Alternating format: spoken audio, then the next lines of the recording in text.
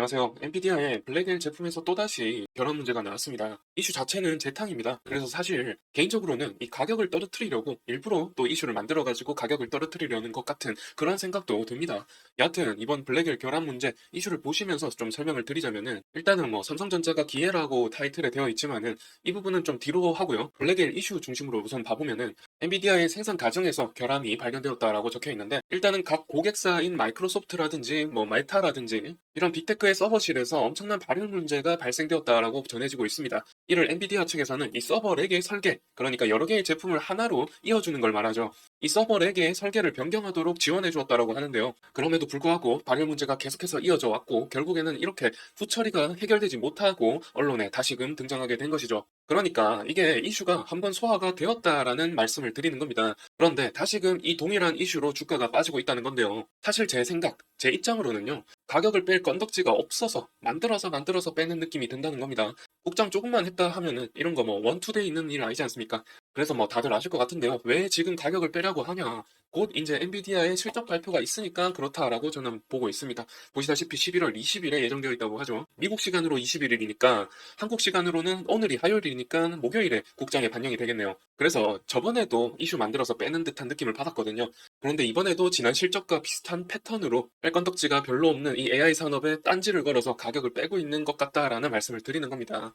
AI 산업이라는 것이 이 시장을 강하게 주도하고 있는 산업이거든요. AI 산업인데 뭔 의심을 하고 있는지 모르겠습니다. 아직까지 이를 대체할 만한 어떤 신선한 이슈도 없고요. 뭐 실질적으로 이보다 성장성이 큰 산업은 현재까지는 없다고 생각을 합니다. 재건주, 뭐 방산주 이런 신선함과 기대감으로 이제 올라가는 종목들이 있기는 하죠. 하지만은 이 실질적인 것, 수치적인 것으로는 AI 데이터 센터 관련된 것들과는 비교도 안 된다라는 말씀을 드리는 겁니다. 뭐 원전주라든지 전력 관련주들 이런 종목들은 이제 뭐 AI 산업과 더불어서 관련된 산업이니까 배제하고요. 여하튼 뭐 엔비디아발 이 악재 이슈로 인해서 하이닉스 관련 체인들이 모두 하락하고 있는 상황인데 보시다시피 이 종목은 ETF 종목이 되겠습니다. ETF고요. SK 하이닉스의 밸류 체인들이 들어가 있는 ETF가 되겠습니다. 관련 체인들이 모두 하락하고 있는 상황이다 보니까 보시다시피 이렇게 ETF가 자체가 하락하고 있는 상황이죠.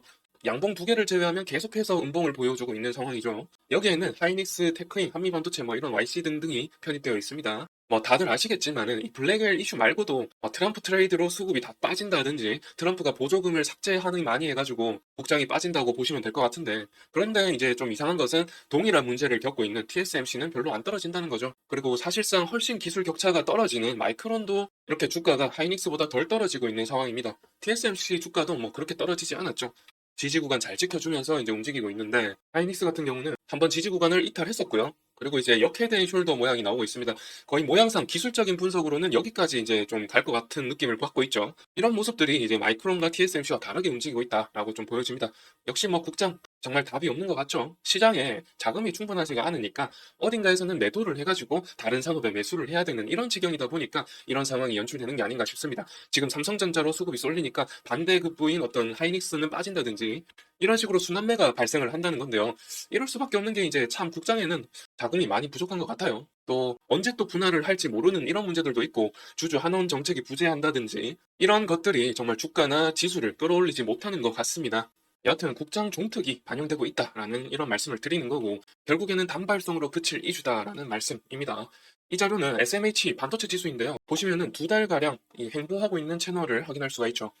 이 행보 채널에서 왔다 갔다 하고 있는 상황인데 결국 방향성의 문제가 아닌가 싶습니다. 앞으로 가격을 더 끌어올릴 무언가는 현재 부재한 상황이고 그렇다고 가격이 내려갈 이유도 없다라고 이렇게 시장에서 가격 반영을 하고 있는 걸로 볼 수가 있겠죠. 다만 여기에는 미장 종목들이야 PBR 50배까지 갈 만큼 반영이 되었다지만 우리나라 하이닉스는 PBR이 얼마인지 아십니까? 내년 포워드 PBR이 현재 2.3배입니다. 너무한 것 아닌가 싶지 않나요? 뭐 여기에는 SK 문제도 있죠. 그룹 자체가 워낙에 질이 멸렬해가지고 분해 상장시킨 탓도 있고 주주 한원은 정말 말도 안 되게 낮죠.